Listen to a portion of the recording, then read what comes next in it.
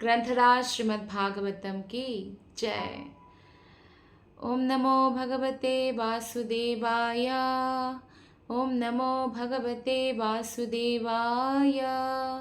ओम नमो भगवते वासुदेवाय।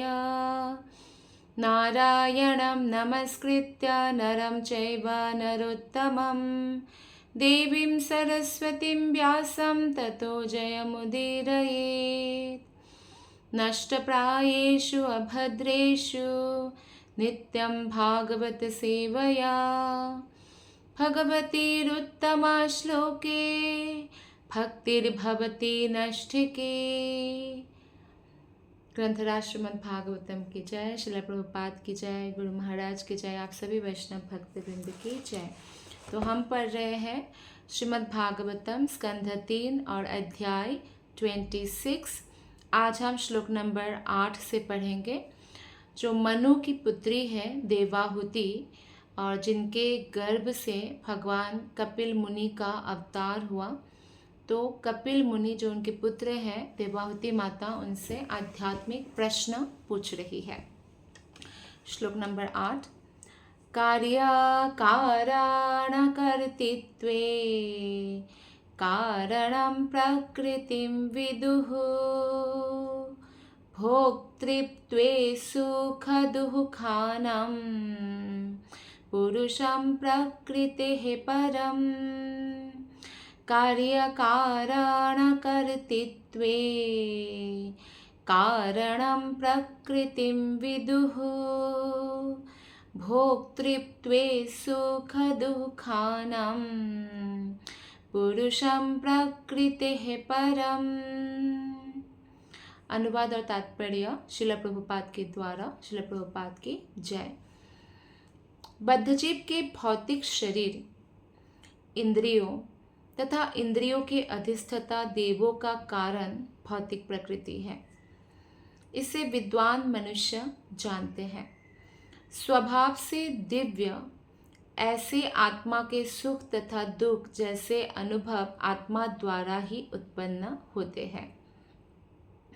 तो बद्धजीव जो भौतिक संसार में अपने अपने कर्मफलों के अनुसार अलग अलग घर में, जगहों में जन्म लेते हैं, उनका जो शरीर प्राप्त होता है, सुंदर शरीर प्राप्त होगा कि कुरूप शरीर प्राप्त होगा, तो ये जो होता है बद्धजीव के भौतिक शरीर, या जो उनकी इंद्रियां हैं, आँख, कान, नाक, जीभ, त्वचा, या इंद्रियों के जो अधिष्ठाता देवता गण हैं, जैसे हाथ के देवता हुए इंद्रदेव है, मन के हैं चंद्रदेव है, तो इस तरह से विभिन्न देवता गण हमारे हर अंग प्रत्यंग को कंट्रोल करते हैं।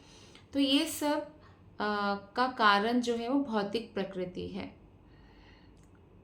और विद्वान मनुष्य जानते हैं कि भौतिक प्रकृति और आध्यात्मिक प्रकृति में क्या अंतर है। आत्मा ओरिजिनली स्वभाव से दिव्य होते हैं, क्योंकि आत्मा भगवान के अंश होते हैं। लेकिन क्योंकि आत्मा भगवान के साथ जो संबंध है वो भूल जाते हैं, इसी के कारण वो सुख और दुख का अनुभव करते हैं। एक्चुअली भौतिक संसार में जो एक अनुभव होता है सुख या दुख, ये मीनिंगलेस होता है, क्योंकि आत्मा नित्य है, शाश्वत है और स्वभाव से आनंदित है।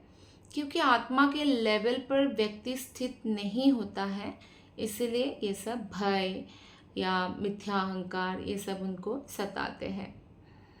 तात्पर्य में श्रील प्रभुपाद बताते हैं कि वे अपनी स्वयं की इच्छा से आते हैं। भगवान के बारे में बोल रहे हैं कि भगवान और आत्मा में ये अंतर है कि भगवान स्वयं की इच्छा से आते हैं। कौन उनके माता बनेंगे, हालांकि भगवान के कोई माता पिता नहीं हैं, पर भक्त क्योंकि भगवान के प्रति वात्सल्य भाव भी रखते हैं, तो किसी को माता पिता का आनंद प्रदान करने के लिए भगवान चूज करते हैं और फिर वो उसी घर में आते हैं अपने भक्तों को आनंद देने।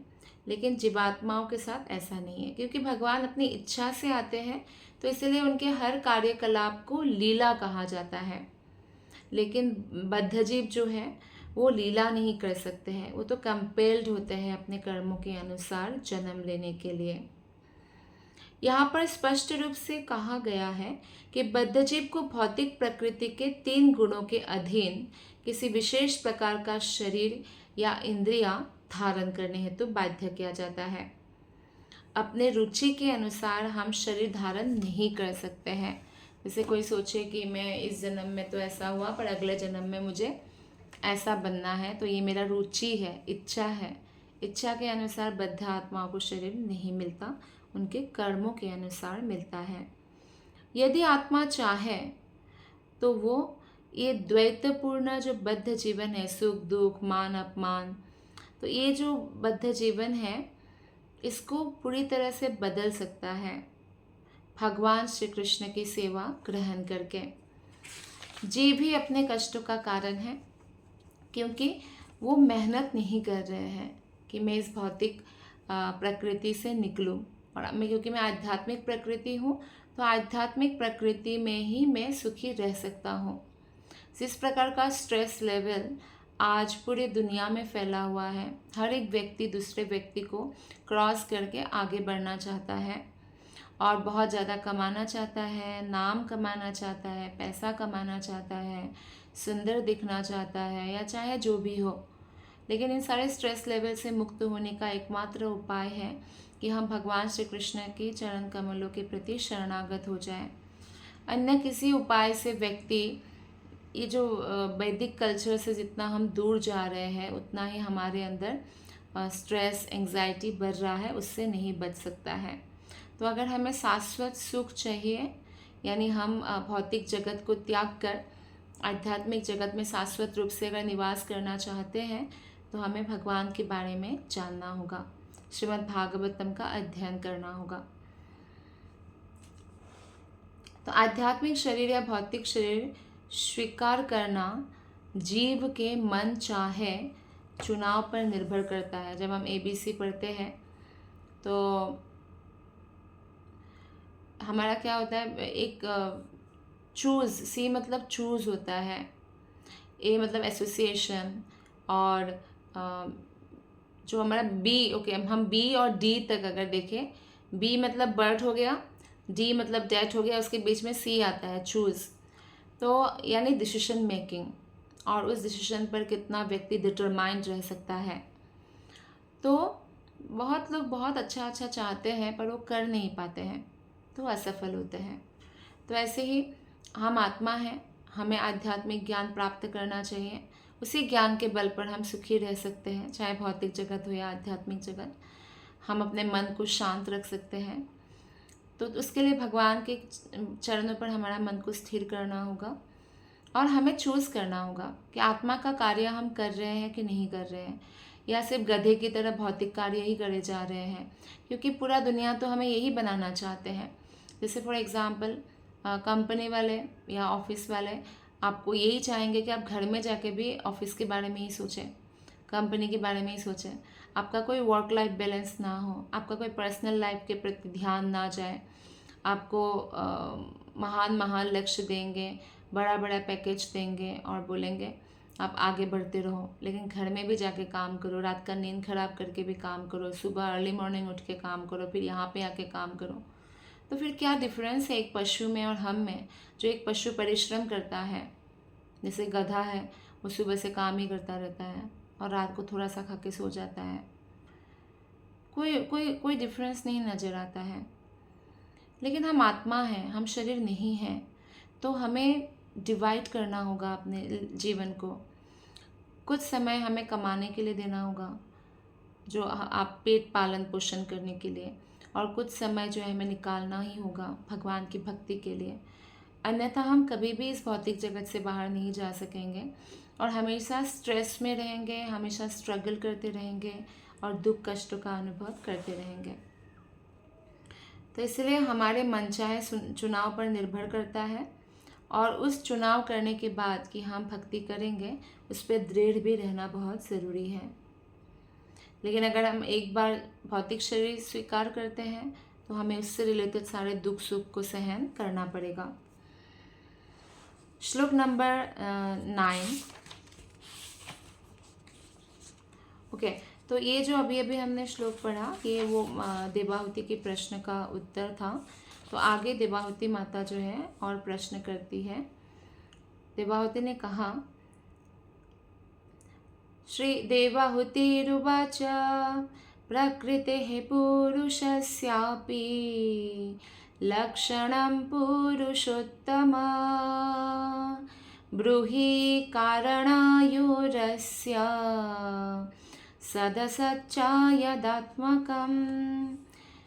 हे पूर्ण पुरुषोत्तम भगवान, कृपया आप परम पुरुष तथा उनकी शक्तियों के लक्षण कहें, क्योंकि ये दोनों इस प्रकट तथा अप्रकट सृष्टि के कारण हैं।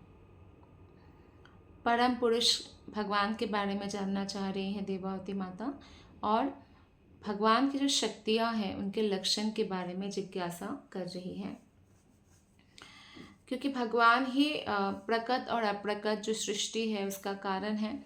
भगवान ही आध्यात्मिक और भौतिक जगत की सृष्टि का कारण है, या कह लीजिए भगवान ही सर्व कारण कारणम है।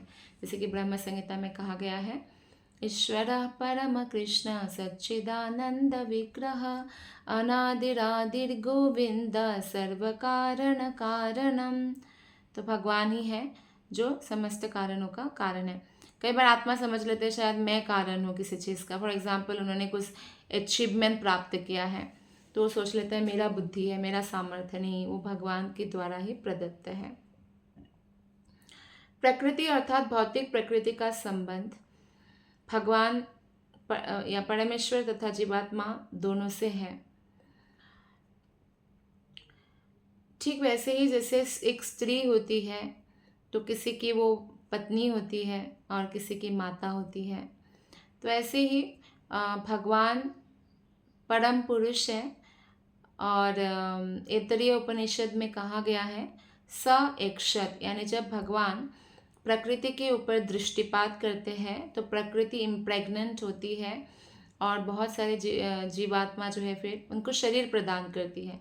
एक्चुअली पुरुष जो है माता के गर्भ में वीर्य प्रदान करते हैं और माता उसको एक शरीर प्रदान करती है, अर्थात माता के गर्भ में बच्चा बढ़ता है, पहले रेत की कण जैसा होता है, फिर बढ़ बढ़ के मनुष्य रूप पूरा धारण कर लेता है। तो उसी प्रकार से यहाँ पे जीवात्मा का संबंध प्रकृति से है, लेकिन प्रकृति का भगवान से संबंध कैसा है कि भगवान उनके स्वामी हैं और हमारे साथ संबंध है कि हमें वो शरीर प्रदान करती है, तो माता है। तो श्रीमद् भागवत गीता में भगवान कहते हैं कि वे माता प्रकृति के गर्भ में जीवात्मा रूप संतानों को प्रविष्ट कराते हैं और फिर जीवों की समस्त योनियां प्रकट होती है। तो भगवान से ही, भगवान का ही अंश है, यानी जीवात्मा प्रकृति में भगवान ही प्रविष्ट कराते हैं, फिर उसके कर्मों के अनुसार प्रकृति उनको अलग अलग शरीर सृष्टि करते देती है। तो अब देवाहुति प्रकृति तथा परमेश्वर के बीच में जो संबंध पाया जाता है उसके विषय में पूछती है। भगवान कहते भी भगवत गीता में मया अध्यक्षेण प्रकृति, तो भगवान के इच्छा के अनुसार ही प्रकृति कार्य करती है, मनमाने ढंग से कार्य नहीं कर सकती है। और इस तरह से जीवात्मा को भी कभी मनमाने ढंग से कार्य नहीं करना चाहिए। भगवान के आज्ञा जो शास्त्रों में दिया गया है उसके अनुसार ही जीवन जीना चाहिए। बद्धजीव तथा श्री भगवान के बीच का अंतर यही है कि भगवान प्रकृति के स्वामी हैं, अतः वे प्रकृति के वश में नहीं होते हैं, लेकिन जो बद्ध आत्माएं हैं वो प्रकृति के वश में होते हैं। प्रकृति यहाँ पे है महामाया अर्थात दुर्गा देवी। तो जब भी बद्ध आत्माएं कोई ऐसे कर्म करते हैं तो प्रकृति ही उनको पनिश करते हैं। हम बोलते हैं ना, nature's will reply back, every work is having a equal and opposite reaction. तो रिएक्शन होगा, तो प्रकृति उस भगवान की इच्छा से वो कार्य संपन्न करती है। तो बद्धजीव तथा भगवान के बीच का यही अंतर है कि भगवान जो है प्रकृति के स्वामी हैं और हम जो है प्रकृति के वश में होते हैं, क्योंकि हम बद्ध आत्माएं हैं। लेकिन जब आत्मा शुद्ध भक्ति करने लगता है तो बद्ध नहीं रहता, मुक्त आत्मा हो जाता है। और मुक्ति प्राप्त करने के लिए मृत्यु को प्राप्त करना कंपलसरी नहीं है, इसी जीवन में हम मुक्त हो सकते हैं। तो फिर वो महामाया के अंदर नहीं आएगा। ऐसी आत्मा को संरक्षण प्रदान करते भगवान की योग माया शक्ति, जो आध्यात्मिक जगत की परिचालना करती है। तो वे स्वयं भगवान जो है परम नियंता है और उनकी तुलना सामान्य जीवों से इसलिए नहीं की जा सकती क्योंकि सामान्य जीव तो प्रकृति के नियमों के द्वारा नियंत्रित होते हैं। ये जो श्लोक है 9वां श्लोक, इसमें सत तथा असत इन दो शब्दों का प्रयोग हुआ है।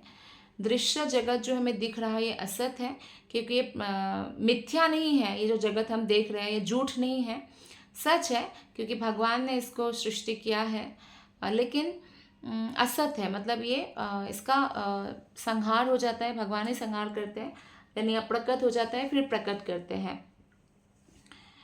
लेकिन भगवान की भौतिक शक्ति जो है सत है और चिर विद्यमान है। शक्तियाँ कभी भी नष्ट नहीं होती है।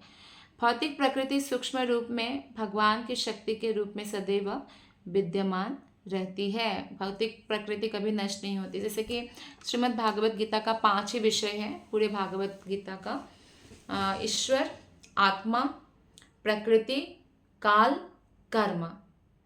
तो इसमें ईश्वर भी सनातन है, आत्मा सनातन है, हमेशा रहती है, और काल भी सनातन है, प्रकृति भी सनातन है, पर कर्म जो है सनातन नहीं है क्योंकि कर्म नष्ट किया जा सकता है या कर्म खत्म किया जा सकता है, बस ताकि कर्म को खत्म करके व्यक्ति भगवत धाम जा सके। तो इस तरह से हम देखते हैं कि जो भगवान की प्रकृति है, भगवान की शक्ति, वो कभी नष्ट नहीं होती है। भले कोई आत्मा तटस्था शक्ति है, वो नष्ट नहीं होती है। इन बातों को बड़े बड़े लोग भी पहचाने, जैसे कि साइंटिस्ट लोग जो आजकल सो कॉल साइंटिस्ट है जो भगवान को नहीं मानते हैं, लेकिन वो आइंस्टाइन से बड़ा साइंटिस्ट तो नहीं बन पाए हैं। आइंस्टाइन ने भी बाद में भगवत गीता का आश्रय लिया था, पढ़ा था, और उन्होंने बताया भी था कि एनर्जी कभी डिस्ट्रॉय नहीं किया जा सकता है। तो एनर्जी मतलब ये भगवान की एनर्जी है, हम लोग भी भगवान की एनर्जी है, तो नष्ट नहीं होता है कभी भी। तो आगे श्लोक नंबर ओके,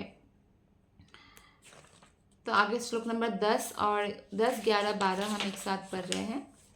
भगवान कह रहे हैं इसमें, श्री भगवान उवाच यत् त्रिगुणमव्यक्तं नित्यं सदा सदात्मकं प्रधानं प्रकृतिं प्राहुः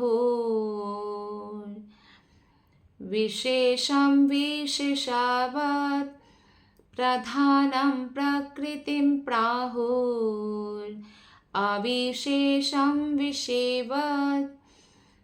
तो ये भगवान कहते हैं, आगे श्लोक बोलते हैं 11 नंबर, पंचभिः पंचभिर्ब्रह्मा चतुर्भिर्दशभिस्तथा एतच्चतुर्विंशतिकं गणं प्राधानिकं विदुः महाभूतानि पञ्चैव भूरापोऽग्निर्मरुन्नभः तन्मात्राणि च तावन्ति गन्धादीनि मतानि मे। पूर्ण पुरुषोत्तम भगवान ने कहा, तीनों गुणों का अप्रकट शाश्वत संयोग ही प्रकट अवस्था का कारण है और प्रधान कहलाता है। जब यह प्रकट अवस्था में होता है तो इसे प्रकृति कहते हैं। यानी जो सत्वगुण, रजोगुण, तमोगुण जब अप्रकट अवस्था में होते हैं तब उसको प्रधान कहा जाता है, और जब ये प्रकट होते हैं तब वो प्रकृति कहा जाता है। जब समस्त भौतिक तत्व यानी प्रधान भौतिक प्रकृति के तीनों गुणों की क्रिया प्रतिक्रिया से प्रकट होते हैं तो यही प्रकृति कहा जाता है। अपने प्राकट्य के तुरंत पहले जो भौतिक प्रकृति की अवस्था है उसको प्रधान कहा जाता है। तो ये 24 महत्वत्व के बारे में 11वें श्लोक में बताते हैं। 5 स्थूल तत्व पृथ्वी, जल, अग्नि, वायु, आकाश, और 5 सूक्ष्म तत्व शब्द, स्पर्श, रूप, रस, गंध, 4 आंतरिक इंद्रियां जो कलुषित चेतना है, और जो मन, बुद्धि, अहंकार है जिससे हमारा सूक्ष्म शरीर बना है, 5 ज्ञानेंद्रियां अर्थात आँख, कान, नाक, जीभ, त्वचा, 5 कर्मेंद्रियां, हाथ, पाँव, वाणी, मल द्वार, मूत्र द्वार।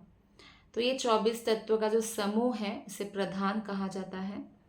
श्रीमद् भागवतम तथा अन्य वैदिक ग्रंथों में भी 24 तत्वों का ये समूह अथवा प्रधान योदिर महद ब्रह्म के रूप में वर्णित है।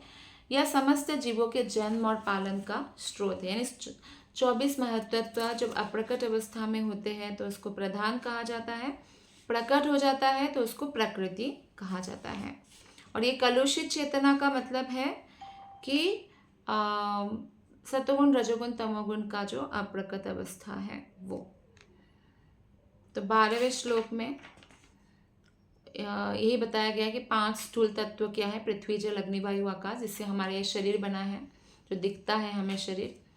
और सूक्ष्म तत्व वही है, जैसे आँख का रूप है, कान का शब्द है, नाक का गंध है ना, और स्किन का है स्पर्श, जीभ का है स्वाद यानी रस।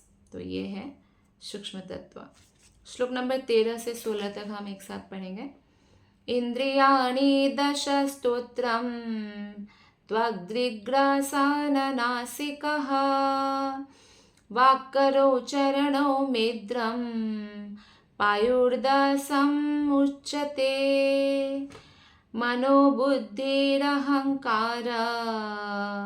चित्तमित्यन्तरात्मकम् चतुर्धा लक्ष्यते भेदो वृत्त्यलक्षणरूपया एतावानेव संख्यातो ब्रह्मणः सगुणस्यः सन्निवेशो मया प्रोक्तो यः कालः पंचविंशकः प्रभावं पौरुषं प्राहुः कालमेके यतो भयम् अहंकाराभिमूढस्य कर्तुः प्रकृतिमीयुषः।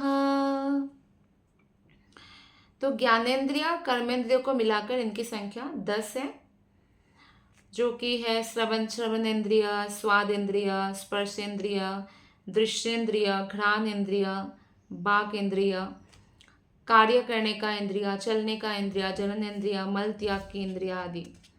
आंतरिक सूक्ष्म इंद्रिय मन, बुद्धि, अहंकार और कलुषित चेतना के रूप में 4 प्रकार की जानी जाती है। उनके विभिन्न कार्यों के अनुसार ही इनमें भेद किया जा सकता है, क्योंकि ये विभिन्न लक्षणों को बताने वाली है। जब शुद्ध चेतना, हमारी शुद्ध चेतना ही होती है आत्मा का, लेकिन वो भौतिक कलमश से जब दूषित हो जाती है तो हमारे अंदर देहात्म बुद्धि प्रधान हो जाता है। मैं शरीर हूँ, मुझे ये करना होगा, मुझे ये नहीं करूँगा तो जीवन, जिंदगी खराब हो जाएगा, विफल हो जाएगा। तो इस तरह से हर व्यक्ति संसार में रेस्टलेस होकर, एंग्जाइटी में, स्ट्रेस में परेशान होकर घूम रहे हैं। 90% से भी ज़्यादा लोग, 10% भी नहीं है जो शांति से बैठे होंगे। क्यों? क्योंकि सबके अंदर देहात्म बुद्धि प्रधान हो जाता है इस भौतिक संसार में आने के बाद, यानी मिथ्या अहंकार के वो वशीभूत हो जाता है। चेतना आत्मा का कर्म है, इसलिए चेतना के पीछे आत्मा रहता है।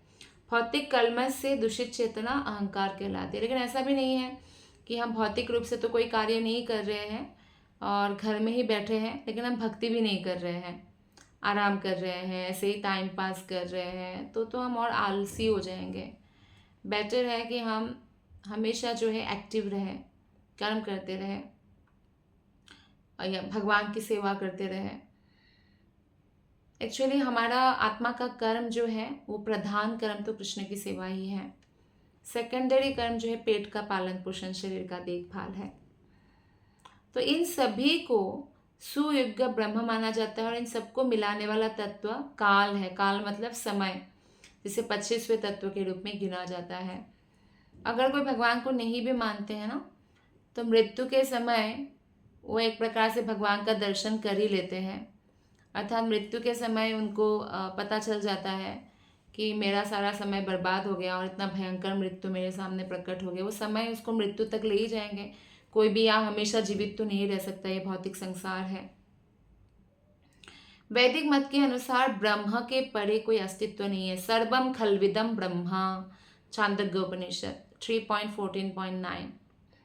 तो सांख्य दर्शन के अनुसार सगुण ब्रह्म में 25 तत्व सम्मिलित है, जिसमें जो है समय यानी अतीत, वर्तमान, भविष्य ये भी है। पूर्ण पुरुषोत्तम भगवान का प्रभाव काल तत्व में अनुभव किया जाता है, क्योंकि यह भौतिक प्रकृति के संपर्क में आने वाले मोहित आत्मा के अहंकार के कारण मृत्यु का भय उत्पन्न करता है। क्योंकि हम मिथ्या अहंकार में हैं कि मैं ये शरीर हूँ और शरीर से संबंधित लोगों से हमारा बहुत अट्रैक्शन हो गया है, तो क्या होता है, इससे भय उत्पन्न होता है कि कल हम अपने प्रियजनों का ना खो दें, हम ना मर जाए, मृत्यु ना आ जाए। तो ये जो भय उत्पन्न होता है ना, ये हम शरीर है ऐसा सोचने से होता है। तो यहाँ भौतिक संसार में हम देखते हैं कि हर कोई मृत्यु के भय से ही भयभीत रहता है, हर व्यक्ति। वास्तव में आत्मा की मृत्यु नहीं होती है। हम आत्मा हैं, इस चीज़ को हम नहीं समझ रहे, इसलिए हमें मृत्यु के भय सताते हैं, हर किसी को सताते हैं, क्योंकि देहात्म बोध कहीं ना कहीं बचा हुआ है। इसी से पता चलता है कि हम कितना भक्ति में आगे बढ़े हुए हैं, हम शुद्ध अवस्था प्राप्त किए हैं कि नहीं। मृत्यु फिर एक शुद्ध भक्त के अंदर मृत्यु भय उत्पन्न नहीं कर सकते हैं। श्रीमद् भागवतम में एक बहुत सुंदर श्लोक आता है, 11वें स्कंध में, 2य अध्याय, 37 श्लोक। भयं द्वितीयाभिनिविशत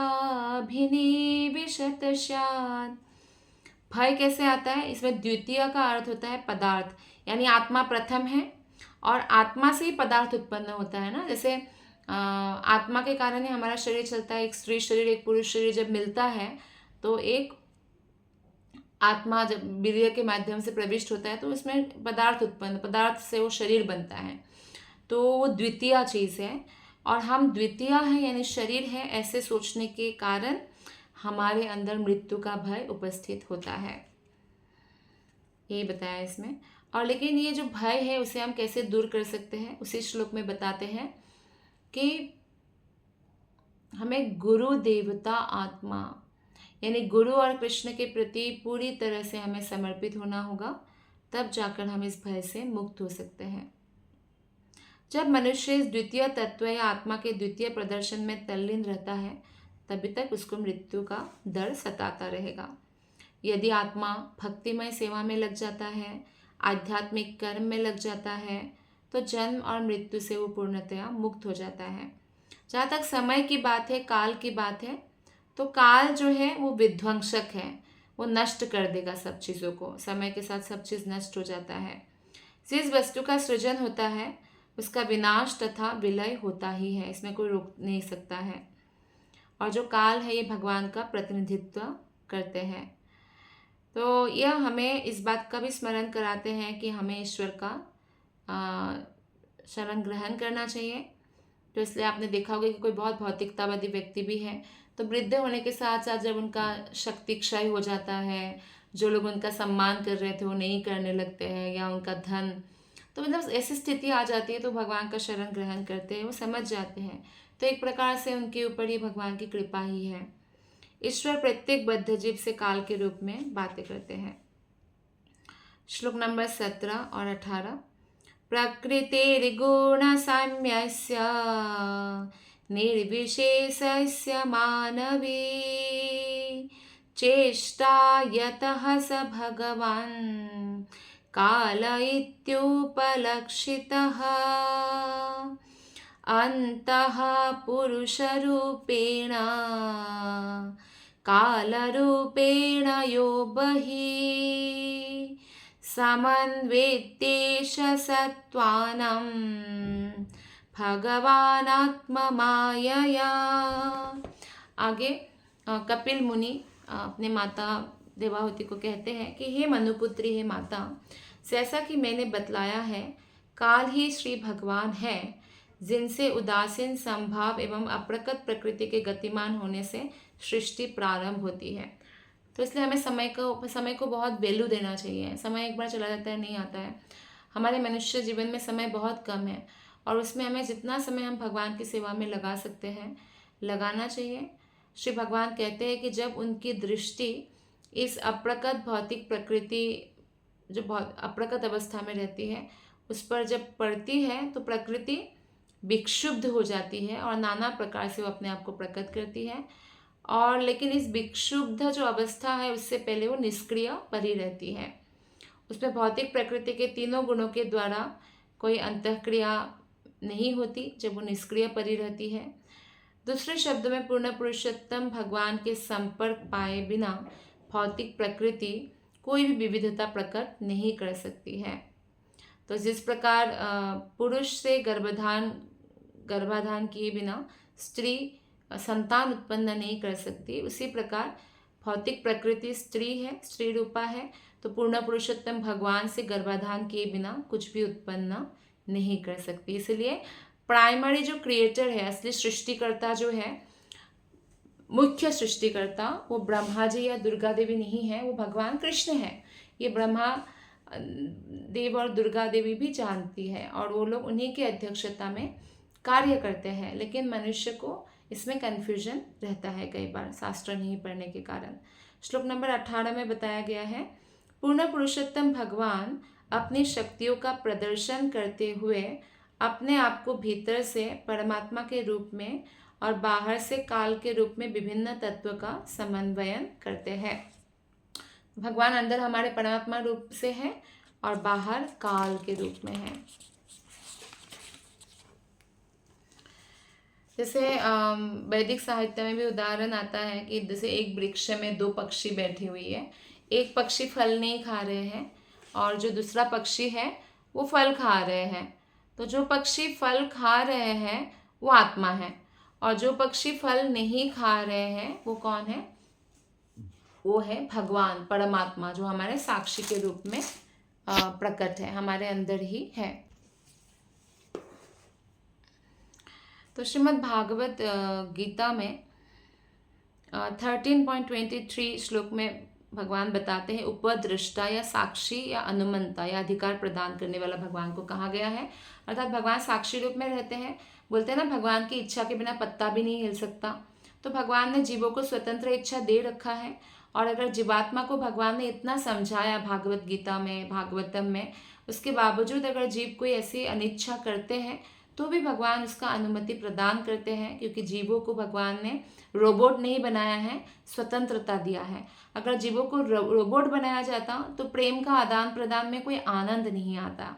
तो इसी प्रकार जैसे कि हम एक रोबोट घर में रखें और एक मनुष्य रखें, दूसरों में अंतर होता है। और जैसे कोई बहुत अच्छा फ्रेंड है, वो अपने फ्रेंड को कभी भी फोर्स नहीं करते, अच्छा सजेशन देते हैं, लेकिन उनको मार पीट के जो है ज़बरदस्ती किसी चीज़ के लिए नहीं करते हैं। तो भगवान अधिकार प्रदान करने वाले हैं। अब हमारे कर्मों के हिसाब से भगवान ही हमें फल प्रदान करने वाले हैं। तो परमात्मा का अर्थ है जो बद्धजीव के पास बैठे हुए हैं और उसे कर्म करने के लिए स्वीकृति प्रदान करने वाले हैं। चूँकि जीवात्मा स्वाभाविक रूप से भगवान का भिन्नांश है, तो इसलिए क्योंकि भगवान का ही एक प्रकार से संतान है, अंश है जीवात्मा, तो भगवान जीवात्माओं के ऊपर बहुत वत्सल रहते हैं, वात्सल्य रहता है, जैसे एक माता पिता का संतान के ऊपर रहता है। तो इसलिए जब भी जीवात्मा भगवान के पास जाने की इच्छा प्रकट करते हैं तो भगवान उनको पूरी तरह से सहायता करते हैं। और जैसे ही वो भगवान के प्रति उन्मुख होता है, उसी दिन से एक्चुअली बद्ध जीवन का समाप्ति शुरू हो जाता है और मुक्त आत्माओं बनने के रास्ते पर होते हैं। श्लोक नंबर 19, 20 और 21 पढ़ के आज हम हमारी कथा को यही विराम देंगे। तीनों श्लोक हम एक साथ पढ़ रहे हैं। दैवात् क्षुभित धर्मिण्यां स्वस्यां योनो परः पुमान् आधत्त वीर्यं सा सूत महत्तत्वं हिरण्मयम्।